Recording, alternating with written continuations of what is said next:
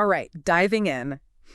This time, it's Éliphas Lévi's Doctrine and Ritual of High Magic. You guys really threw us a curveball with this one. Unlocking 19th century French esotericism, AND, trying to understand this, well, pivotal figure. We've got some modern analysis to help us out, a couple of YouTube deep dives, and even some of Levi's own writing. Sounds like a challenge. It is, but are you ready to unravel this with me? Absolutely. Let's see if we can decode Éliphas Lévi's esoteric philosophy. Yeah. He's got this potent blend of magic, Kabbalah, and Christian mysticism, Yeah. It really impacted the occult world. Yeah, for sure. Okay, so before we get too far, who was Éliphas Lévi? I mean, we know that wasn't the name he was born with. Right. He started life as Alphonse Louis Constant, born back in 1810. 1810, wow. And get this, he even trained for the Catholic priesthood. Seriously? Makes his later path even more interesting, don't you think? Definitely a big change. Changing his name to Éliphas Lévi in 1854, the same year he published Doctrine and Ritual of High Magic. That's a pretty strong statement, wouldn't you say? Absolutely, yeah. Like he was really dedicating himself to this new identity, one rooted in esotericism. Yeah. And this book, it's considered his big work, right? It is, yeah. It lays out the core of his magical system. Okay. So, full disclosure to our listeners, Doctrine and Ritual of High Magic, not exactly a light read. Not at all. Even people who are familiar with esotericism find it dense and complex. Luckily, there's a newer translation by Mark Mikitani that's much more accessible. That's good, because some of those older translations, Right. particularly A.E. Waite's, had a few errors, and that made Levi's ideas even harder to grasp. Oh, yeah, definitely. Wait, A.E. Yeah, as in D-E-A-E Waite. The big name in occultism, especially with the Golden Dawn. That's the one. It's kind of ironic, isn't it, considering how influential Levi was on groups like that? It is a bit ironic, The errors in those older translations really did make Levi's work a lot tougher to understand. Yeah. But luckily, we've got a clear translation this time around, which is key to really getting what Levi intended. Glad to hear we're on solid ground with that. Okay, so even with a clear translation, we need to remember, Levi's magic isn't the kind of magic you see in the movie. No, not at all. We're not talking about just, like, spells and rituals here, right? There's a whole system of thinking behind it. Exactly. It's a comprehensive esoteric philosophy, yeah. So it's more like a way to understand the hidden forces of the universe. how they work. And how they work, Oh, exactly. yeah, that makes sense. One of the YouTubers we watched for this, Jules from Pandora Portal, really emphasized that Doctrine and Ritual of High Magic is basically the blueprint for all of Levi's later work. Absolutely. So if you can understand this book, it's like you unlock so much of his thinking. Yeah, this book is the foundation. And to really get it, we have to understand Levi's unique structure. He divided it into two parts, doctrine and ritual. Okay, so when I hear ritual, I picture, incense, candles, maybe even someone in a dramatic robe, but you're saying Levi's ritual isn't about, like, literal rituals at all? Not exactly. It's think of it more as a grimoire, a guidebook. It's about the mindset of high magic, the mental and spiritual preparations needed more than specific actions. Oh, interesting. So doctrine is like the theory, the core ideas, and ritual is more about that internal work, the inner life of a mage, basically. Right. That's helpful to keep in mind. Okay, so what are some of the main ideas Levi's trying to get across in the system? What makes it unique? Well, that's where it gets fascinating. One of his most important concepts is something he called the astral light. Have you heard of that? I have. It's like some kind of cosmic energy field, right? Yeah. But I'll admit, I'm not entirely sure what it is or how it works. Yeah, it's more than just an energy field. Levi described it as this universal fluid or medium that connects, everything in existence. Okay. And it permeates every level of reality. But here's the really interesting part. He believed it was actually influenced by our thoughts and emotions. Wait, so like our thoughts and feelings actually shape this astral light? That's wild. Exactly. And this is key to how Levi thought magic actually worked. So the aspiring mage, they learn to control their own thoughts and emotions. Right. And this allows them to manipulate the astral light to create specific effects. It's almost like harnessing this hidden energy source that permeates everything. Oh, wow. That reminds me of something else Levi talks a lot about. Willpower. It's like the primary tool for the mage, isn't it? Absolutely. Willpower for Levi, it's that ability to focus your mental and emotional energy. It's how you exert control over this really powerful astral light. Yeah. It's the driving force behind all magic in his system. So we've got this universal fluid, it connects everything, and it's influenced by our thoughts and emotions.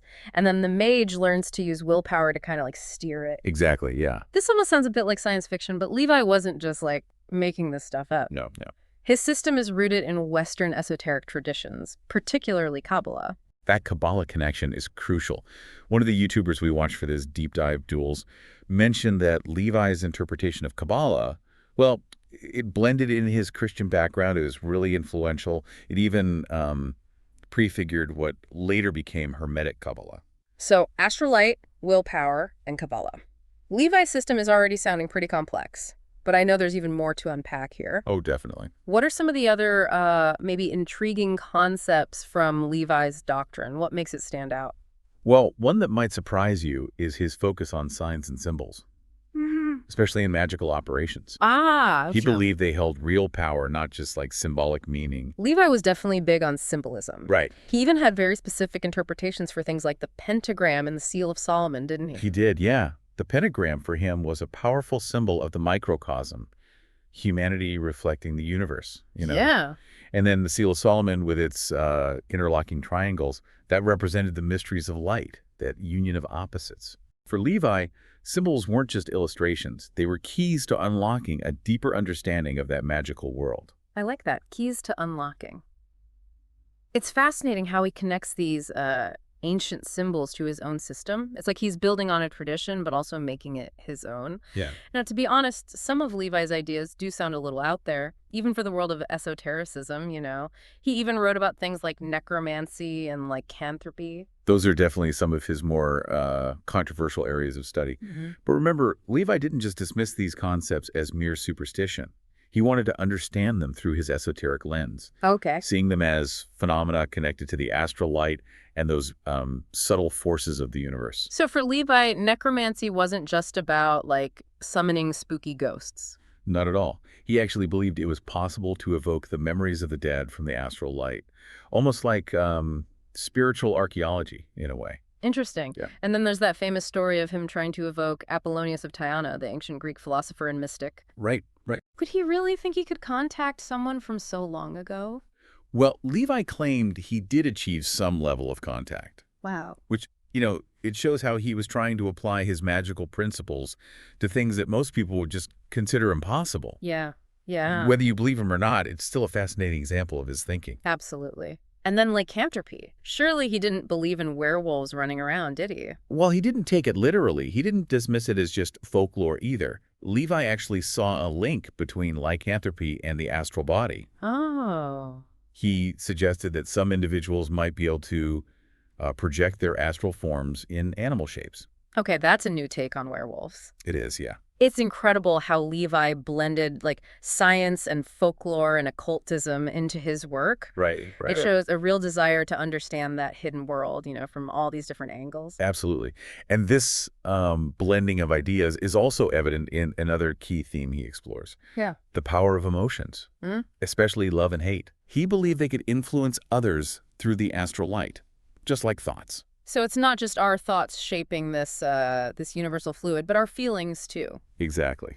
Wow, that raises all sorts of questions about how we affect each other, on the subtle energetic level. It does. And Levi even discussed techniques for influencing love and hate.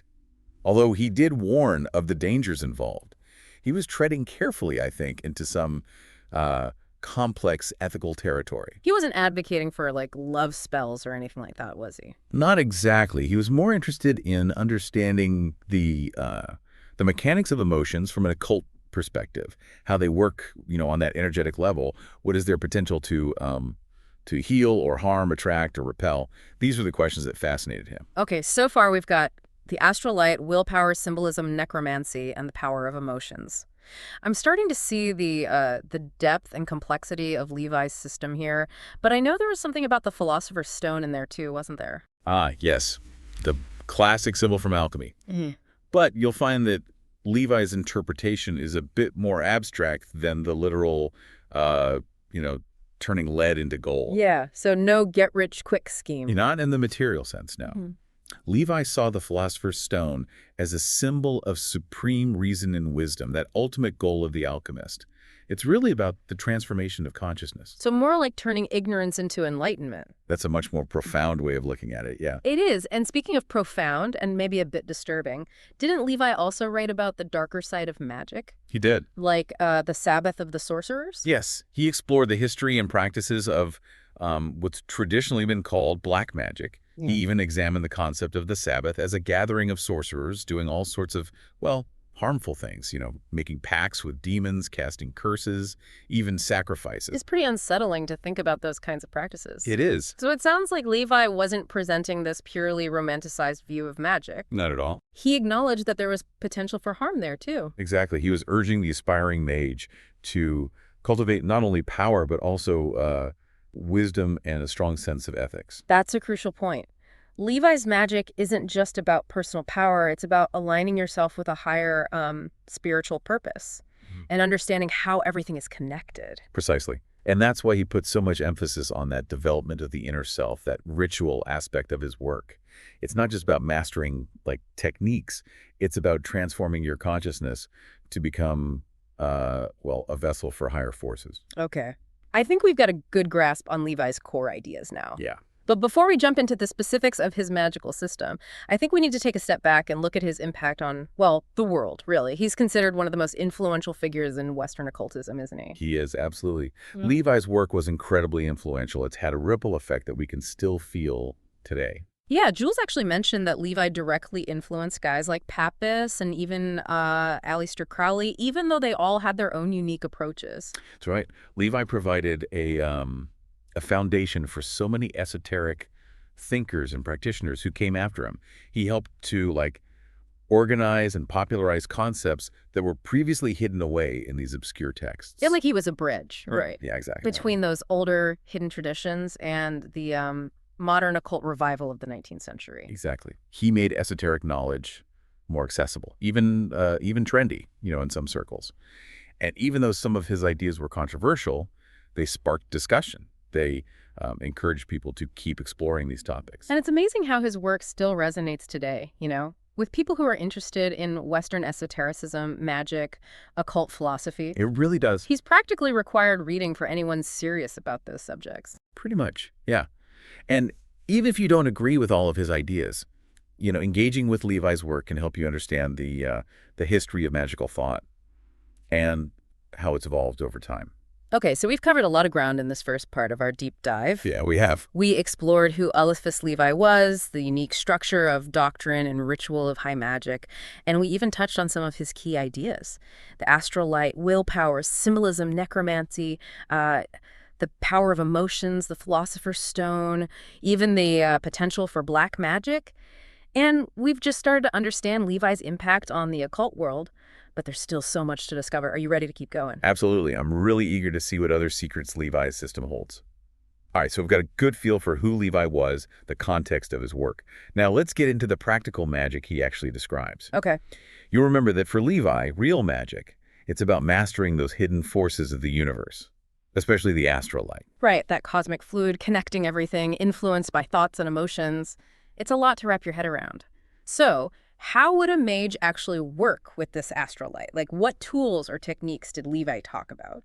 Well, Levi believed the most fundamental tool is actually the magician's own will. Okay. It acts as that driving force, the thing that directs the astral light and shapes it to get those desired outcomes. So it's not just about knowing the right spells or rituals then. It's more about, cultivating a strong will, really focusing it. Exactly. Right. Remember what that YouTuber Christy Mallory said in her video? Yeah. Who's describing Levi's view of magical operations as keys to the mysteries, right? Right. It's the magician's inner work, that development of willpower and spiritual understanding that actually unlocks those mysteries.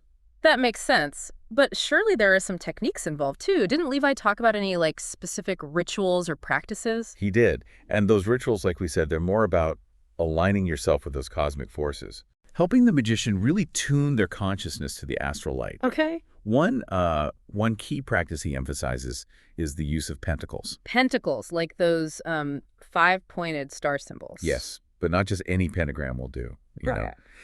Levi actually provided very specific instructions on how to create and consecrate pentacles Okay. for different purposes, even different materials, colors, and symbols, all to attract certain energies. So each pentacle is like a custom tool for a particular kind of magical work. That's a great way to think about it.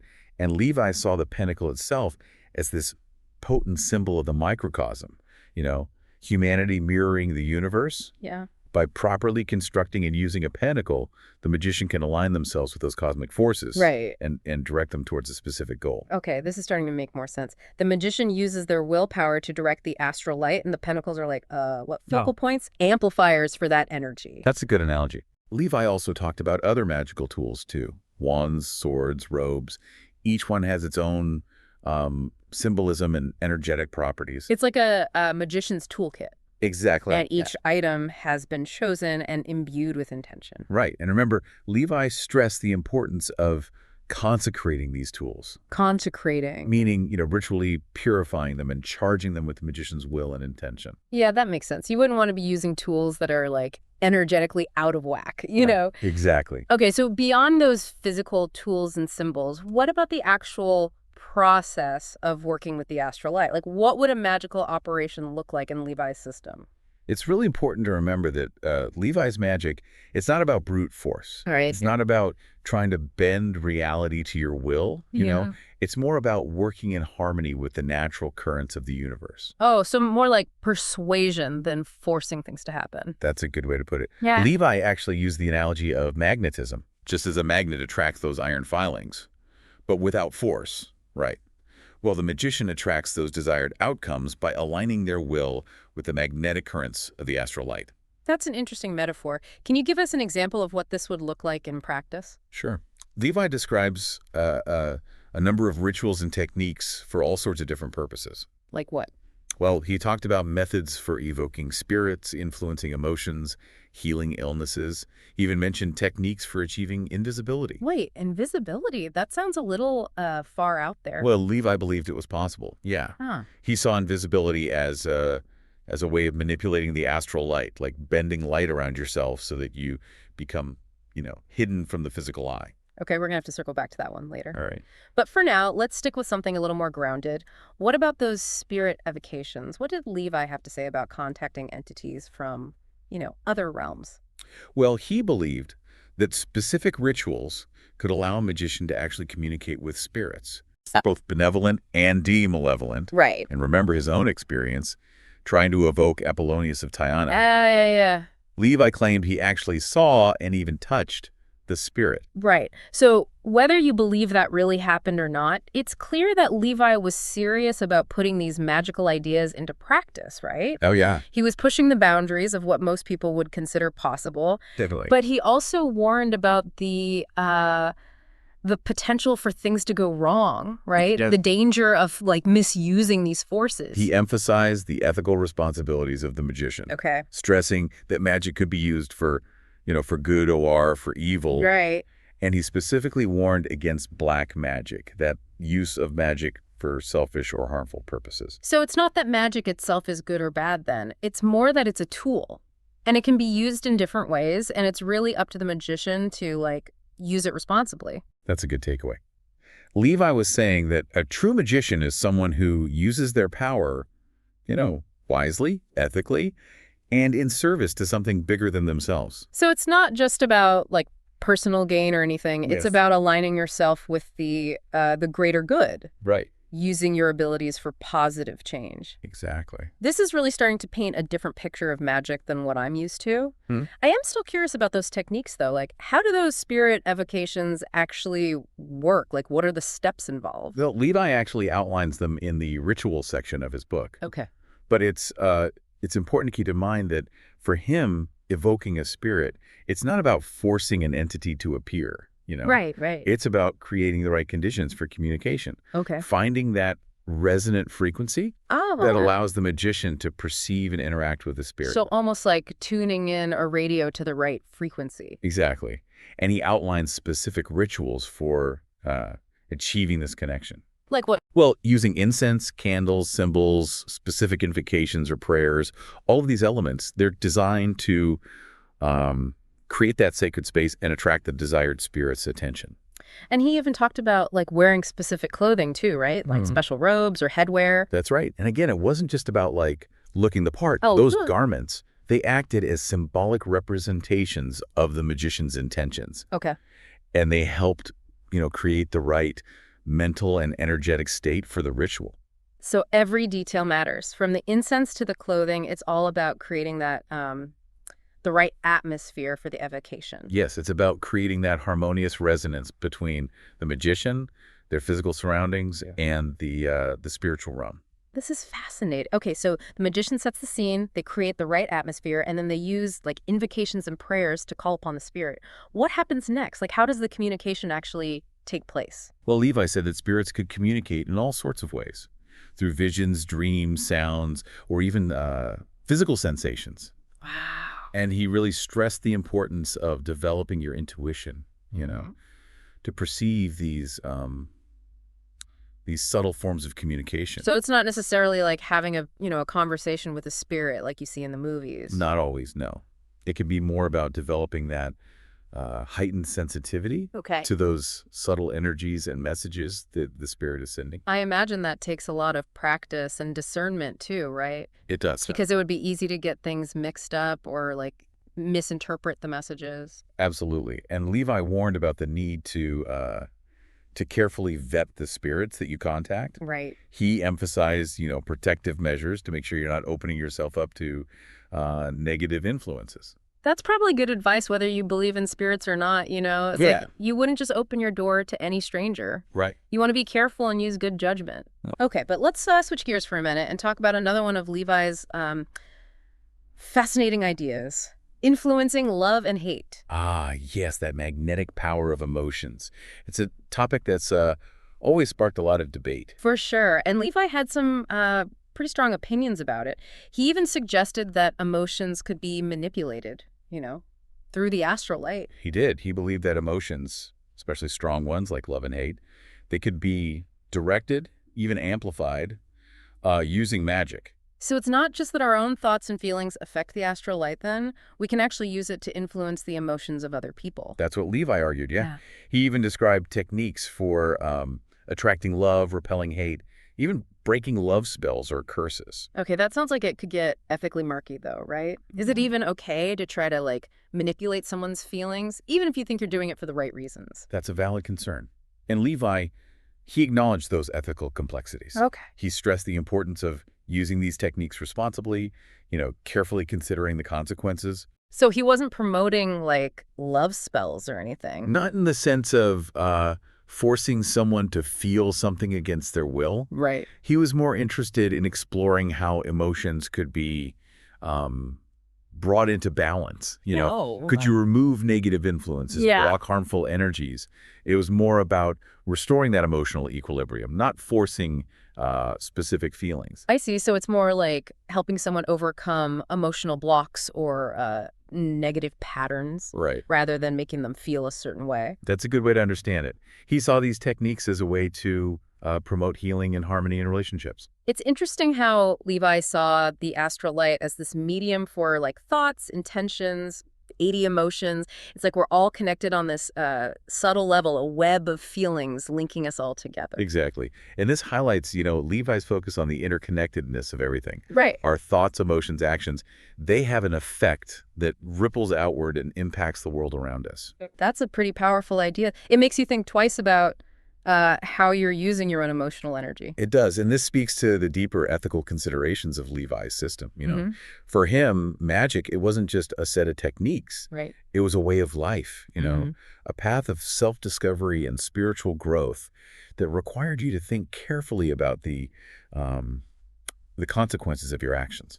Okay, we've talked about working with the astral light, using tools like pentacles, those other magical instruments, Right. evoking spirits, influencing emotions even. Yeah.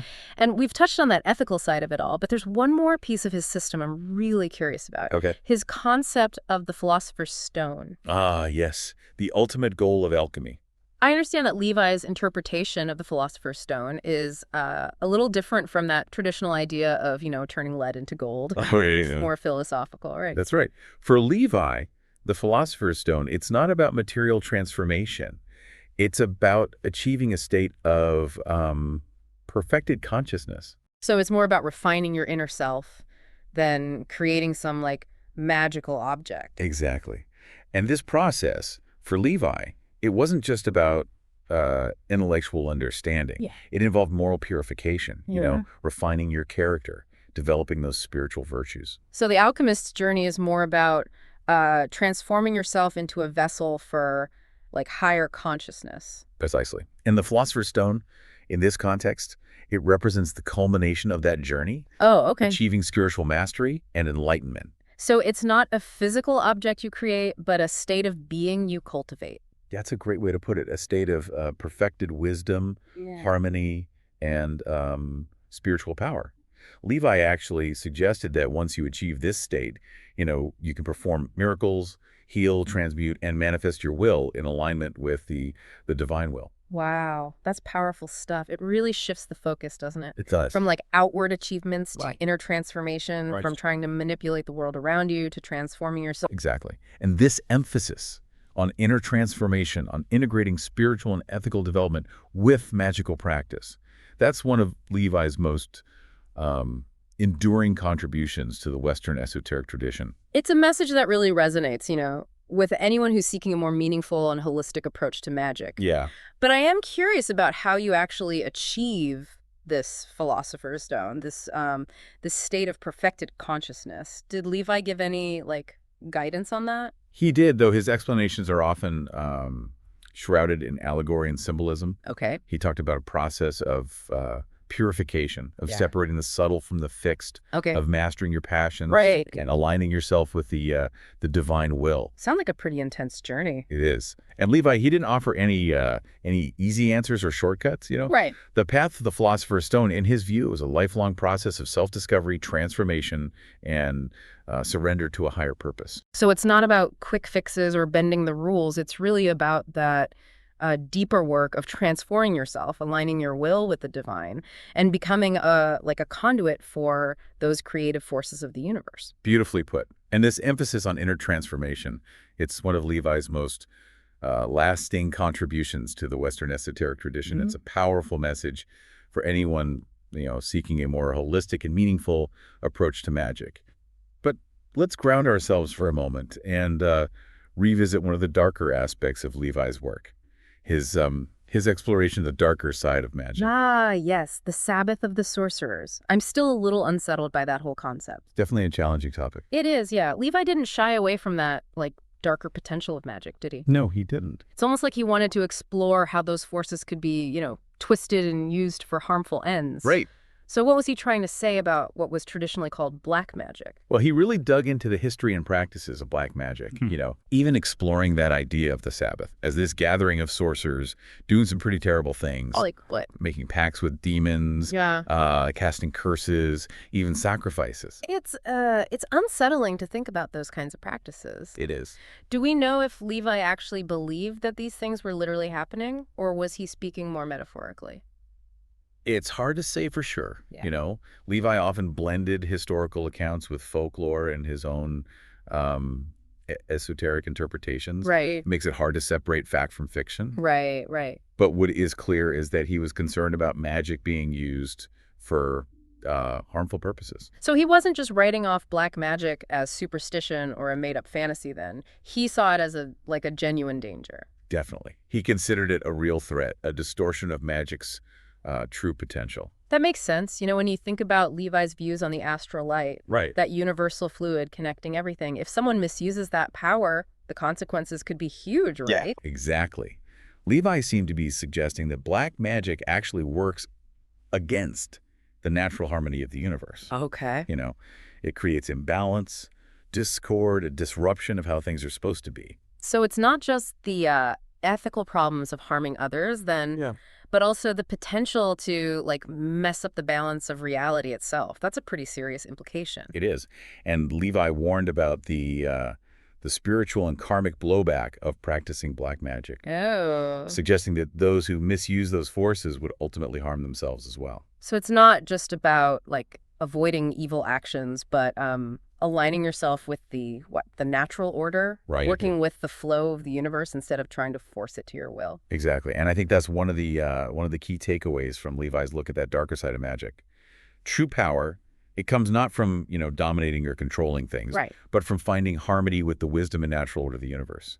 That idea really does go to the core of Levi's philosophy, you know? It's this unique blend of magic, Kabbalah, Christian mysticism. And as we've seen, his work continues to influence and inspire people who want to understand these hidden forces and how they can be used for good. His system is definitely complex, but it's full of rich ideas and practices. Right. And they still resonate with people today. Yeah. Levi really encourages us to explore those deeper mysteries of, consciousness, the power of our will, the way everything is interconnected. Okay, so we've covered a lot of ground in this deep dive into doctrine and ritual of high magic. We explored who Levi was, the structure of his book, and some of his most important concepts. The astral light, willpower, symbols, necromancy, the power of emotions, the philosopher's stone, even that potential for black magic. Right, right.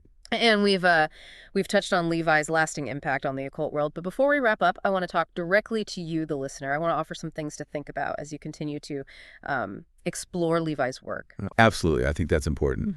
The goal of a deep dive like this, it's not just to give you a bunch of information, Right. It's to spark your curiosity, inspire you to learn more, and hopefully help you come to your own conclusions about what Levi's magic really means. Exactly. So, listener, as you keep exploring Levi's esoteric world, here's something to consider. He believed that by developing wisdom, willpower, and understanding those hidden forces, humans could achieve a kind of spiritual mastery, becoming what he called kings and priests of nature. It's a bold idea, isn't it? It is. It challenges the way we typically think about what's possible. Yeah. It's worth asking yourself, is Levi just being idealistic? Yeah. Or is he offering us a glimpse into a deeper reality? Yeah. A path to, unlocking our hidden potential? That's a question each of us has to answer for ourselves. But whether or not you agree with Levi's conclusions, his work challenges us to think differently about the universe and our place in it. It pushes us to explore the mysteries of consciousness and the incredible implications of wielding power, both, personal and spiritual. And in a world that feels increasingly materialistic, disconnected from the natural world, Levi's message of spiritual empowerment and harmonious living feels really relevant, It's a path to rediscovering our connection to something bigger than ourselves. Well said. We'll leave you to ponder Levi's legacy and what it means for you. Until next time, happy diving.